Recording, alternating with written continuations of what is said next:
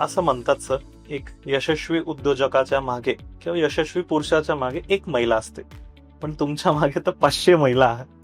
त्यांच्याबद्दल काय सांगा?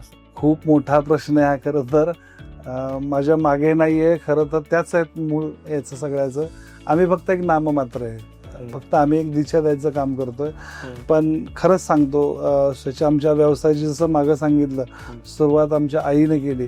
मी एक आवर्जून तुम्हाला त्याचं एक ही सांगेन की सुरुवातीला हा आमचा व्यवसाय 20 वर्षापूर्वी खूप छोटा होता. आम्ही डोर टू डोर, भाऊ आणि आम्ही दोघं डोर टू डोर विक्री करायचो. आई आणि 5-6 महिला बनवून द्यायच्या. 20 रुपये रोज होता, म्हणजे त्या महिला मिळायचे एक दिवसभर. त्या व्यक्ती आमच्या मावशींना 20 रुपये दिवसाचे मिळायचे. ती लेडीज आमच्याबरोबर आजही आहे आणि ती खूप चांगले पैसे कमवते. या संतकृपाचं हे आमचं, मला वाटतं आम्ही खूप श्रीमंत का आहोत, तर त्यावेळेला आमच्या उद्योगाच्या अडचणीच्या काळात ज्या महिला आमच्यासोबत काम करत होत्या त्या आजही आहेत. आमची सगळ्यात मोठी ॲसेट ती आहे.